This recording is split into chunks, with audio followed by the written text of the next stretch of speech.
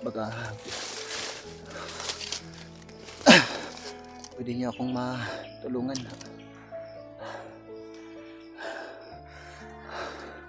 Kapag ma-upload ko itong video ito mga tol, kapag makikita ninyo, baka pwede niyo i-share para malaman din ng aking mga kasama at matagpuan nila ako. Nakatakas ako sa kamay ni Commander Bangas biglang sa gabing yun mga tol. May lumusob sa kampo ng mga bandido kung saan nila ako dinala mga tol.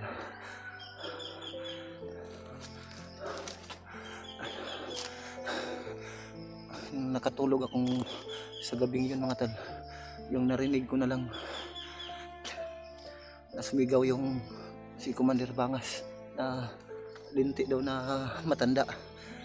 Yun ang naalala ko mga tol. Kaya kasi parang wala akong malay sa gabing yun. Nakatulog ako sa sobrang pagod sa haba ng aming paglalakbay. Kaya nagkataon buti na lang yung cellphone ko ay nasa tabi ko lang at yung bandido na may hawak ng aking cellphone mga tol ay sinakal ng matanda. Kasi yun ang narinig ko bigla nung nagkataon na yun.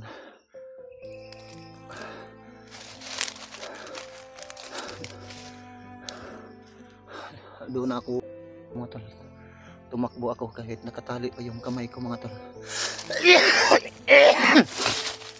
Ambot na lang at mahigpit yung pagka sa cellphone ko mga tol dito sa laking kinagat ko na lang yun at tumakbo ako, tumalon ako rin may bangin kasi wala akong makikita sa gabing yun mga tol, wala akong ilaw. Basta yun lang ang narinig ko mga tol, na sumisigaw yung si Commander Bangas na linti na matanda daw, tapos patuloy nila akong hinahanap at yung iba naman napas lang matanda daw kasi na mga tol, lumusob sa kanila habang natutulog yung iba, pati na si Commander Bangas habang nagpapahinga ay bigla na lang sinakal ng matanda at yun ang pagkakarinig ko sa kanila. Katapos nun doon ako mga tol, binuhos ko lahat kahit pagod yung katawan ko, binuhos ko lahat para makatakas lang. Doon ako tumakbo. Pero nagulat na lang ako mga tol, yung dinaanan ko kaninang madaling araw, may mga bandido na nakasabit sa sanga ng mga kahoy. Pinas lang siguro, iwan ko kung sino yung matanda na tinutukoy ng ng mga bandido. Kasi rinig ko mismo sa boses mismo ni Commander Bangas. Parang nag-enkwentro sila sa matanda na sinasabi niya.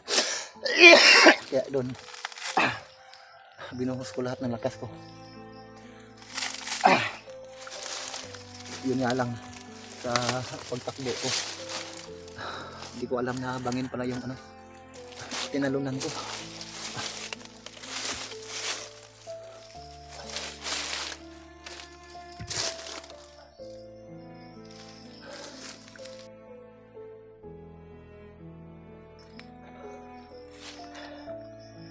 Pasensya kaya mga tol, kailangan ko munang kumain, nanginginig yung katawan ko. Sobrang gutom na. Problema ko lang na masyadong lakas, hindi ko mabuhat yung hindi ko mabalatan yung niyog ng maayos.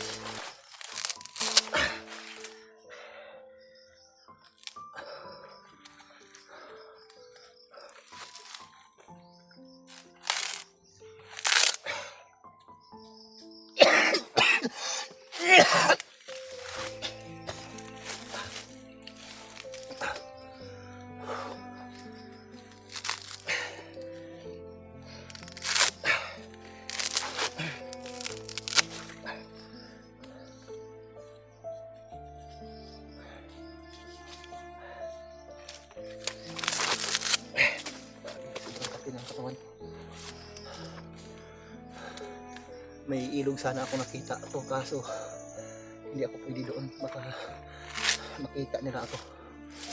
Pansamantala dito na ako so pagkatapos ng bidyong ito mga tol,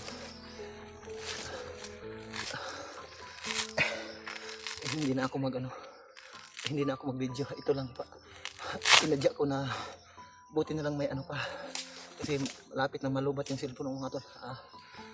Nasa mga 29% na lang yung cellphone ko.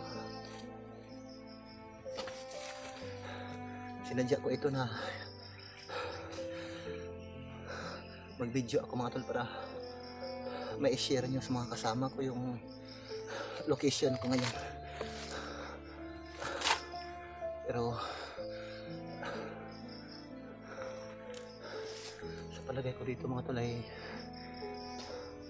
hindi naman ako dito, kasi ilang araw na rin ako dito mga tol na nagmamasid bago ako dito na natulog. So, nandito ako sa malaking puno ng kahoy.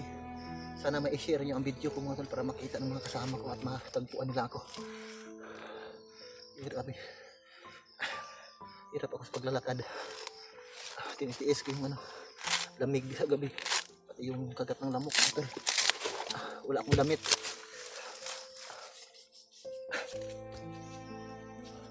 Okay lang sana kung makagawa ako ng apoy, pero problema kung makagawa ako ng apoy, kaya ko naman yung gawin magitan ng mga puno ng mga dito, kawayan. Pwede ako magawa ng apoy mga kahoy. So huwag na lang, baka matuntun ako, baka makita nila kung magpausok ako.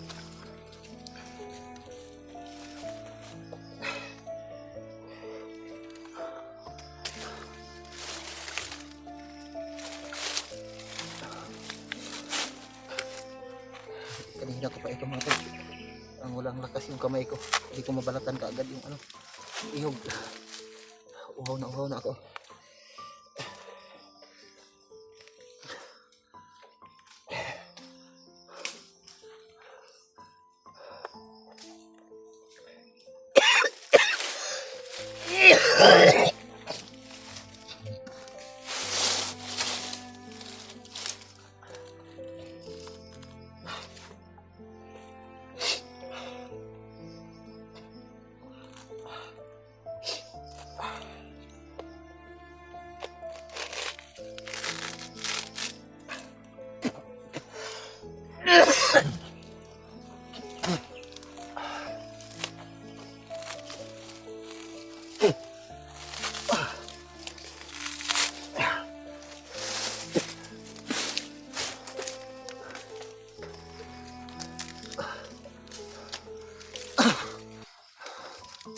Sana may load pa itong cellphone ito para ma-upload ko itong video ito mga tol. Baka pwede nyo akong tulungan.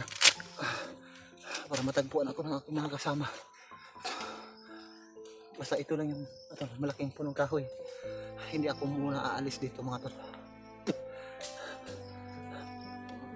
Sakaling ma-upload kong video ito yung palatandaan ng aking mga kasama kung nasaan ako. Pero hindi ako mananatili dito. Magmasid lang ako. Hanggang sa marating ito ng aking mga kasama, hindi muna ako lalayo dito.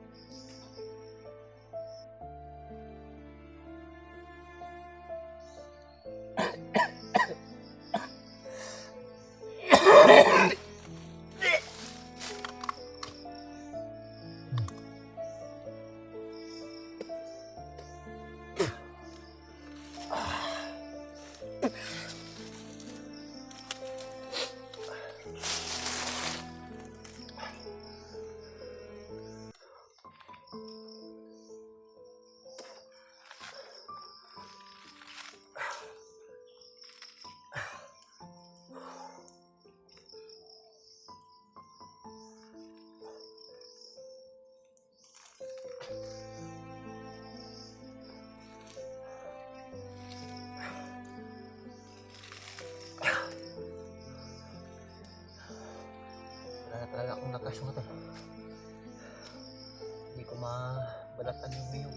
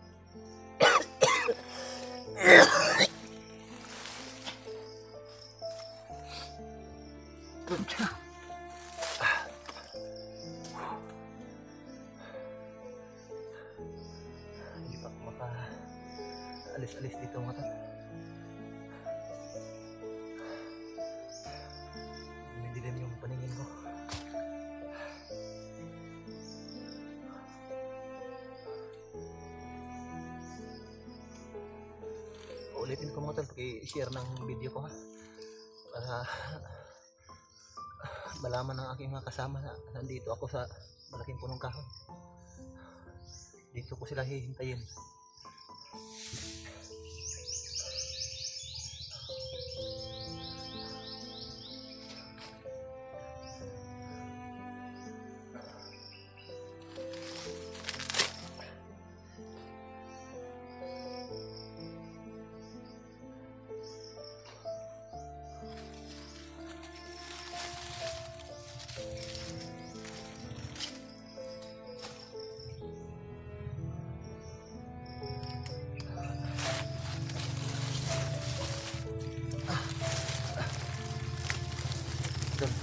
Pagkasabi din ng aking mga kasama na may matanda na tumulong sa akin